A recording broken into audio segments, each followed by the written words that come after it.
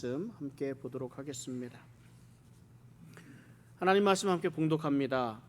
느밧의 아들 여로보암 18째 해에 아비암이 유다 왕이 되고 예루살렘에서 3년 동안 다스리니라. 그의 어머니의 이름은 마아가요 압비살롬의 딸이더라. 아비암이 그의 아버지가 이미 행한 모든 죄를 행하고 그의 마음이 그의 조상 다윗의 마음과 같지 아니하여 그의 하나님 여호와 앞에 온전하지 못하였으나 그의 하나님 여호와께서 다윗을 위하여 예루살렘에서 그에게 등불을 주시되 그의 아들을 세워 뒤를 잇게 하사 예루살렘을 견고하게 하셨으니 이는 다윗이 햇사람 우리아의 일 외에는 평생에 여호와 보시기에 정직하게 행하고 자기에게 명령하신 모든 일을 어기지 아니하였음이라. 르호보암과 여로보암 사이에 사는 날 동안 전쟁이 있었더니 아비암과 여로보암 사이에도 전쟁이 있으니라. 아비암의 남은 사적과 그 행한 모든 일은 유다왕 역대지략에 기록되지 아니하였느냐. 아비암이 그의 조상들과 함께 자니 다윗성에 장사되고 그 아들 아사가 대신하여 왕이 되니라. 아멘. 이 110도가 넘나드는 이 애리조나의 뜨거운 여름을 잘 지내고 계시는지 모르겠습니다. 코로나 사태로 인해서 집 안에서 긴장해서 이 외출을 자제하는 그런 이유도 있겠지만 실내에서만 지내다 보게 되니 이제 더위를 느끼지 못하고 지나가는 것 같은 이런 생각이 들 때가 있습니다. 잠깐 집 밖에라도 나가게 되면 이 애리조나의 뜨거움을 금방 느끼게 됩니다. 마찬가지입니다. 집에만 있다 보면 누가 아픈지, 누가 이게 지금 전염병이 얼마나 심각한지 전혀 느끼지 못하고 살아갑니다. 궁금해서 매일 아침마다 전해오는 이 애리조나 소식을 이렇게 보게 되면 연일 4,000명이 넘는 확진자들이 있다는 보고를 보면서 굉장히 어려운 시기라는 것을 실감하게 됩니다. 더욱이 가까운 한인 사회에서조차 확진자들의 그런 소식을 접하게 되면 그러면서 이제는 좀 더 우리 가까이 접근해 오지 않았나라는 생각을 또 가지게 됩니다. 우리가 늘 집 안에만 있다고 해서 바깥의 날씨가 시원해진 것이 아닙니다. 우리가 알지 못한다고 해서 이 코로나 전염병이 사라진 것은 아닙니다. 우리가 알던 모르건 간에 우리가 느끼건 느끼지 못하건 간에 애리조나의 여름은 더운 상태로 그냥 지나가고 있고 또한 코로나도 여전히 기승을 부리고 있습니다. 역사를 보는 시각도 마찬가지입니다. 대부분의 사람들은 역사를 별로 의식하지 않고 살아갑니다. 오랜 과거에 또 가깝지도 않은 그것도 알지 못하는 나라에서 무슨 일이 일어났는지에 대해서 무엇이 그리 중요한 것인가 이렇게 생각이 들기도 합니다. 그러나 역사가 우리에게 주는 교훈이 있습니다. 전도서 1장에는 해 아래는 새 것이 없다고 말씀합니다. 이미 예전에 있었던 것들이 지금 다시 있는 것이고 이미 오래전에 했었던 일들이 지금 또 다시 반복된다는 의미를 가지고 있습니다.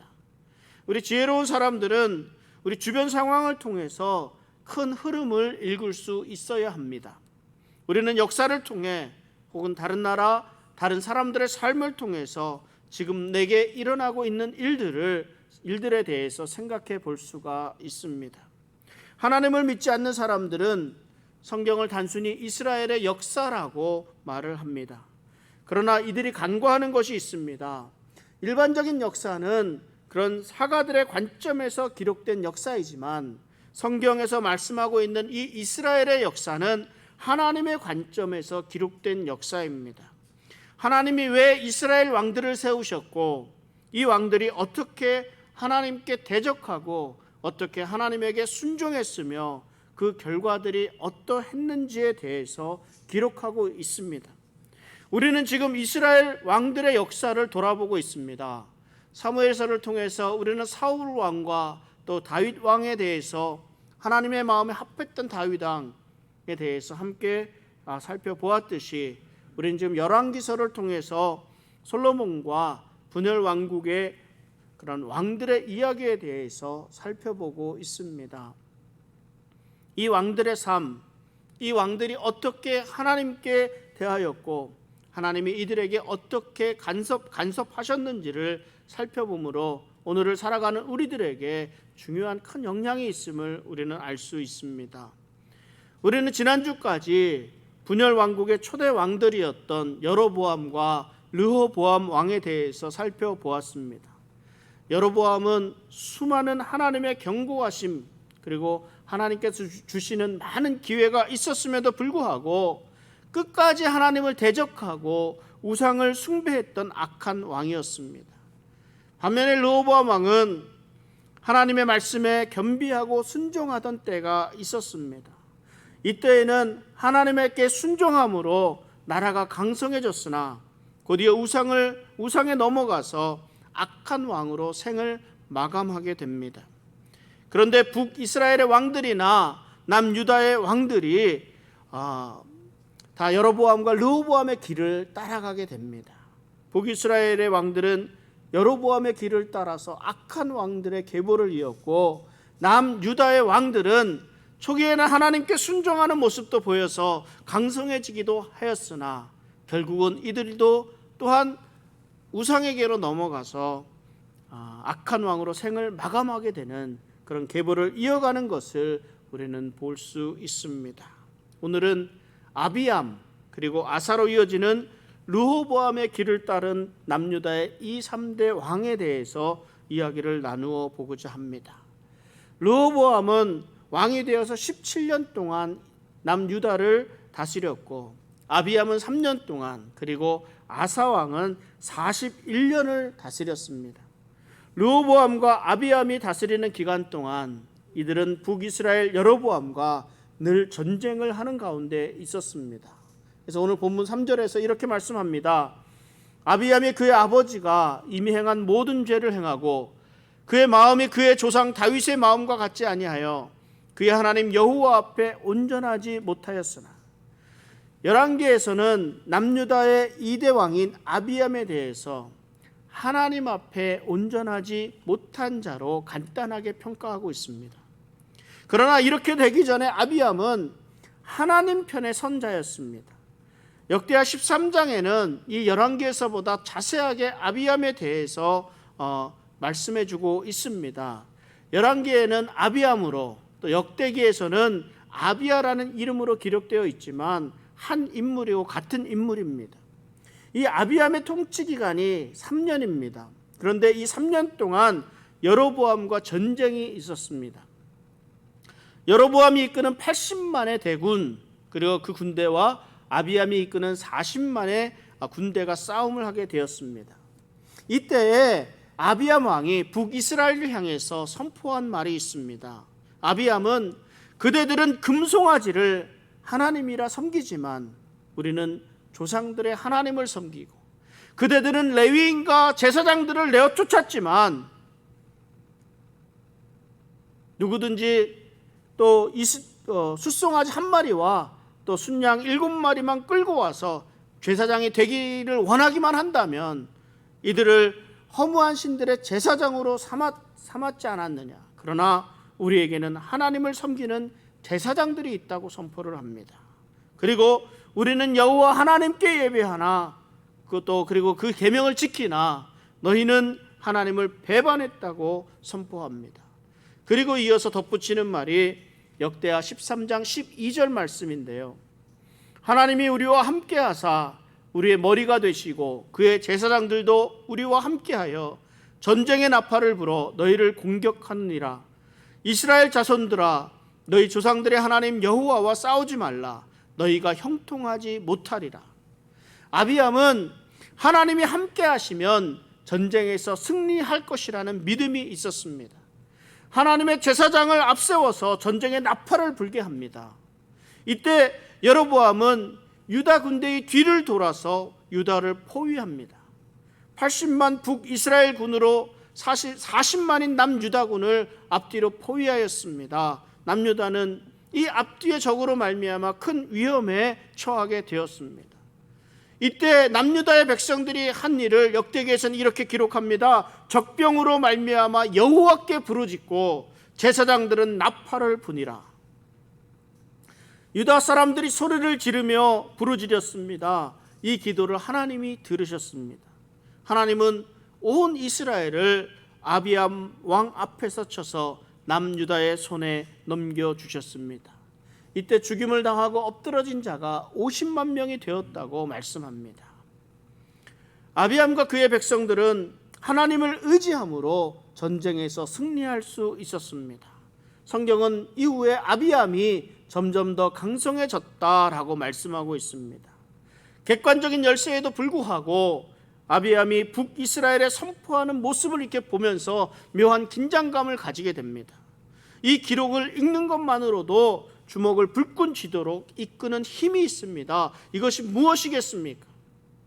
하나님이 함께 하신다면 아무리 거대한 적이라도 나의 밥이라고 외치면서 장군 골리앗에게, 거인 골리앗에게 달려들었던 다윗의 모습이 떠오르지 않습니까? 이것이 영적인 자신감입니다. 하나님이 함께 하심을 확신하는 사람들에게는 영적 자신감이 있습니다. 다른 사람들이 보기에는 조금 무모한 행동인 것 같지만 하나님의 능력은 우리의 생각과 상상 그 이상임을 알기 때문에, 그리고 믿고 있기 때문에 담대해질 수 있습니다. 하나님의 말씀을 믿고 순종할 때 생기는 이 영적 자신감이 우리 사랑하는 벨리 한인 장로교회 온 성도님들 가운데 있기를 주님의 이름으로 축원합니다.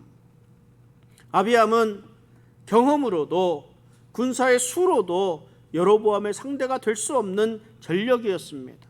그럼에도 불구하고 아비암은 여로보암에게는 없으나 자신에게는 있는 것, 여로보암은 하나님을 대적하나 자신은 하나님 편에 서 있다는 이 영적 자신감을 가지고 있었습니다.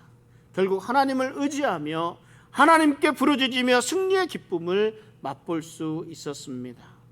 그러나 안타깝게도 아비암은 그의 아버지가 행한 모든 죄를 행하고 그의 마음이 그의 조상 다윗의 마음과 같지 않았다고 말씀합니다. 한마디로 여호와 앞에 온전하지 못하였다라고 평가를 받았습니다. 아버지 르호보암이 하나님께 겸비하고 순종했을 때 나라가 강성해졌으나, 나라가 강성해지면서 하나님을 멀리하고 우상을 따랐던 그 모습 그대로 아비암이 아버지 르호보암을 따라 죄를 행하였습니다. 하나님 앞에 신실하지 못했던 아비암은 3년이라는 짧은 기간 동안 남유다를 다스리고 그 생을 마감합니다. 그리고 그 뒤를 이어서 아비암의 아들 아사가 왕이 되어서 41년 동안 남유다를 통치합니다. 여러분, 다윗과 솔로몬이 각각 40년 동안 이스라엘을 다스렸던 것을 기억하십니까?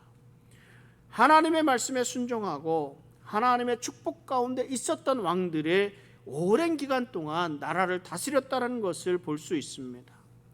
아사 왕이 통치한 기간이 41년입니다. 아사 왕도 하나님의 축복 가운데 오랜 기간 동안 나라를 다스렸습니다.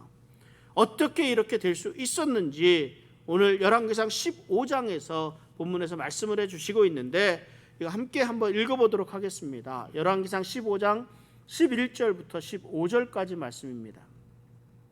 아사가 그의 조상 다윗같이 여호와 보시기에 정직하게 행하여 남색하는 자를 그 땅에서 쫓아내고 그의 조상들이 지은 모든 우상을 없애고 또 그의 어머니 마아가가 혐오스러운 아세라상을 만들었으므로 태후의 위를 폐하고 그 우상을 찍어 기드론 시냇가에서 불살랐으나 다만 산당은 없애지 아니하니라. 그러나 아사의 마음이 일평생 여호와 앞에 온전하였으며 그가 그의 아버지가 성별한 것과 자기가 성별한 것을 여호와의 성전에 받들어 드렸으니 곧 은과 금과 그릇들이더라. 아사가 그의 조상 다윗같이 여호와 보시기에 정직하게 행하였더라, 이렇게 말씀합니다. 제가 이 얼마나 기대했던 말씀인지 모릅니다.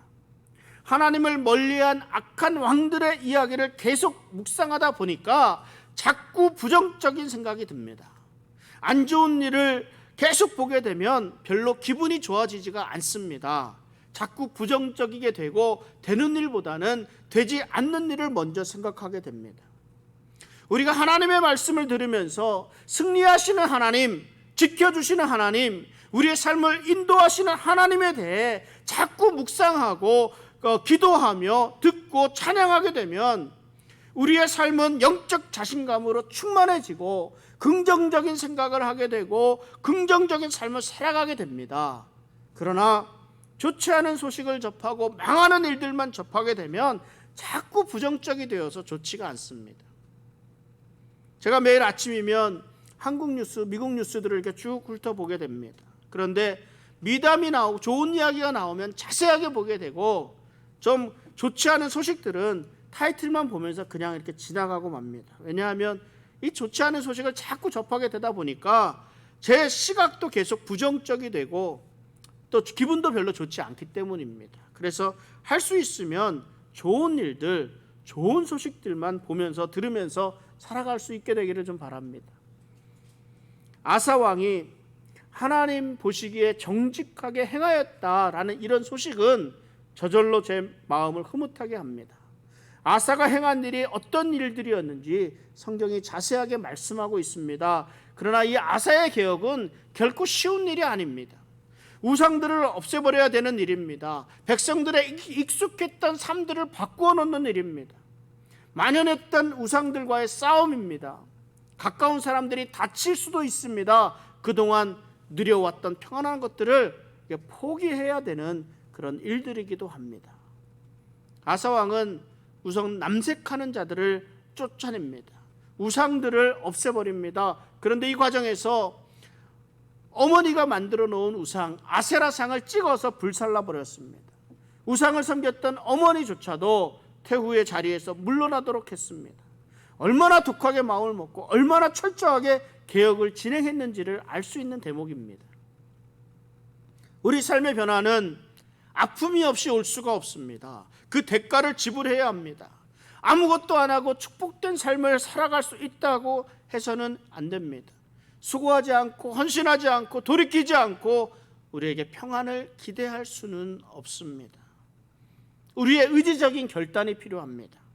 익숙한 삶과의 이별이 필요합니다. 하나님께 나아가기 위해 방해가 되는 것들을 과감하게 포기할 수 있어야 합니다. 이렇게 하나님을 온전히 따른 아사 왕에게 하나님께서 축복을 허락해 주셨습니다. 그 말씀이 역대하 14장 6절 말씀인데요. 여호와께서 아사에게 평안을 주셨으므로 그 땅이 평안하여 여러 해 싸움이 없은지라 그가 견고한 성읍들을 유다에 건축하니라. 여러분들은 여러분의 인생을 살아오시면서 언제 평안하다라는 것을 느껴보셨습니까? 아, 참 좋다. 아, 정말 평안하다. 평화롭다. 정말 편안하구나. 이런 말들은요, 내가 가지려고 해서 가질 수 있는 것들이 아닙니다. 우리는 늘 염려와 걱정 속에서 살아가고 있습니다. 오늘 자고 일어나면 내일은 또 무슨 일이 일어날 것인가 늘 불안해하기도 합니다. 많이 가지면 많이 가진 대로, 적게 가지면 적게 가진 것으로 걱정이 많습니다. 무엇에든 만족하며 살아갈 수 있다는 것 자체가 큰 축복입니다. 오늘 말씀을 보니까 이 평안은 내가 취하는 것이 아니라 하나님이 주시는 것이라는 것을 알 수 있습니다.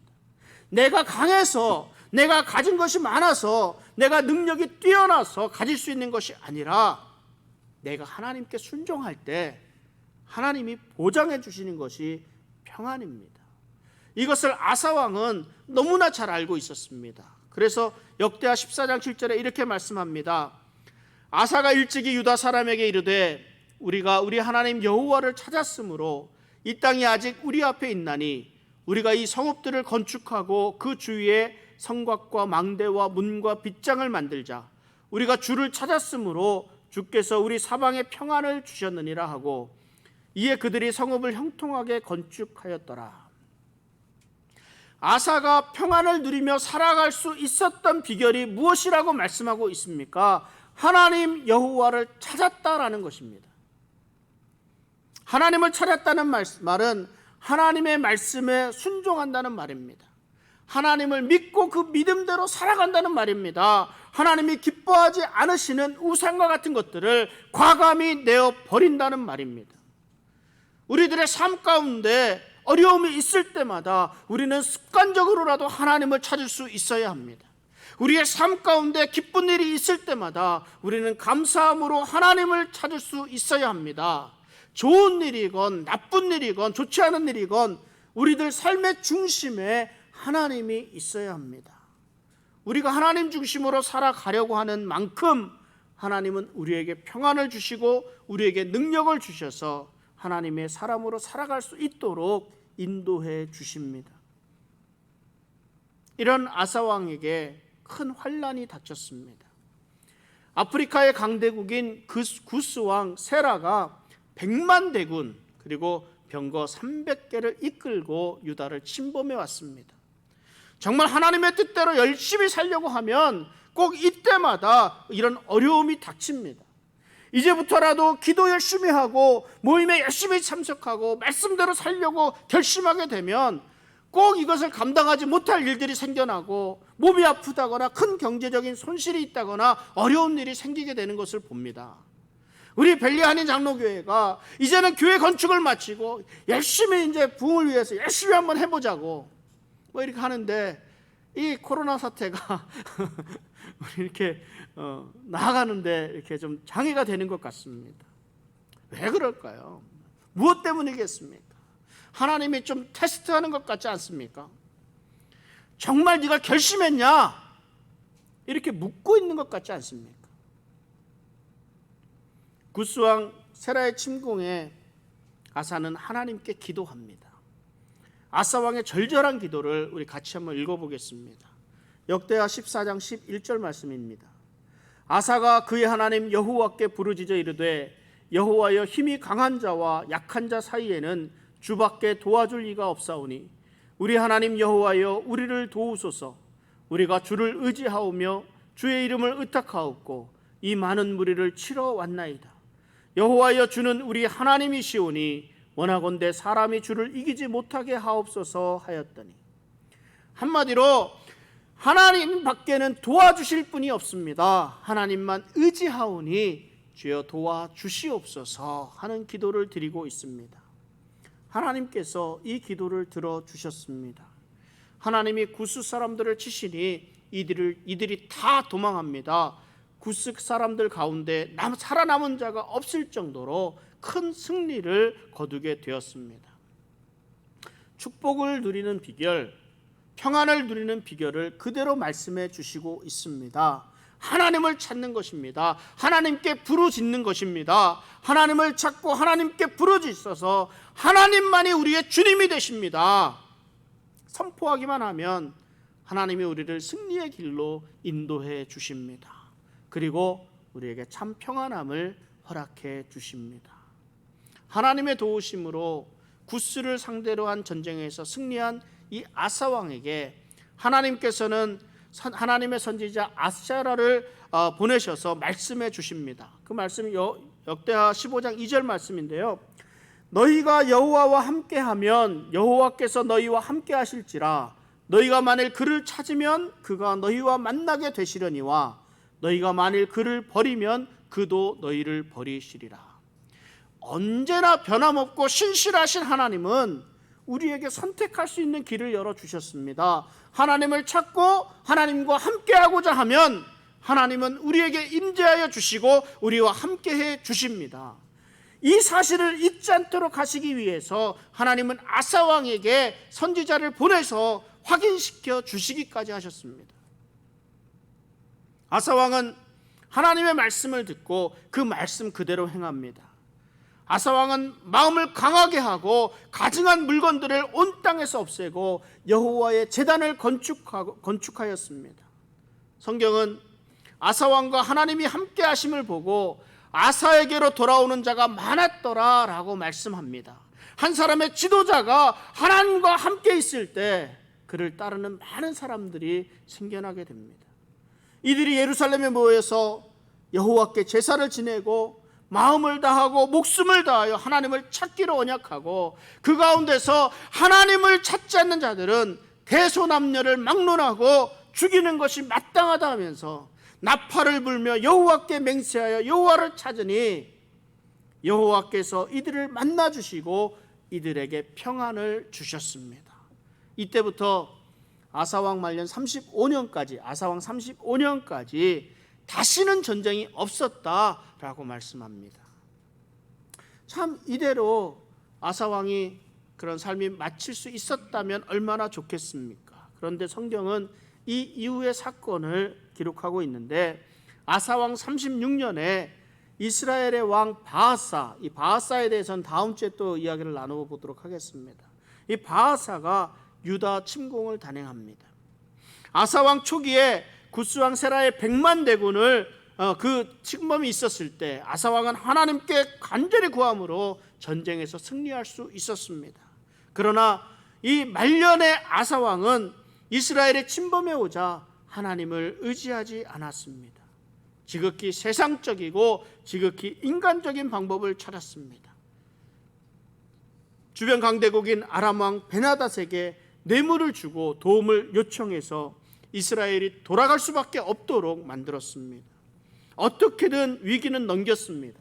그러나 하나님은 선견자 하나니를 보내서 아사왕에게 경고하셨습니다. 하나니는 이 재임 초기에 아사왕의 재임 초기에 구스왕 세라와의 전쟁에서 당신이 하나님께 의지하여 승리하였지 않느냐라는 기억을 하도록 합니다. 그러나 이스라엘과의 전쟁에서 하나님을 의지하지 않고 인간적인 방법을 의지했다. 선견자 하나니는 이 행동을 망령되이 행하였다라고까지 표현을 하고 있습니다. 그러므로 이후부터 왕에게는 전쟁이 있을 것이다, 이렇게 예언을 합니다. 이에 대해서 아사왕은 선견자인 하나님의 사람 하나니를 옥에 가두고 또 이들을 백성들 몇 사람을 학대하는 것으로 나타납니다. 신실하고 겸비하고 하나님의 말씀에 순종했던 아사왕이었지만 태평한 세월 30년을 지나면서 그 신앙이 죽었습니다. 자만해졌는지 아니면 게을러졌는지 그 이유가 드러나지는 않았지만 하나님을 의지했던 아사왕이 하나님을 의지하지 않고 하나님을 떠나 있는 아사왕의 모습이 마지막으로 드러나고 있습니다.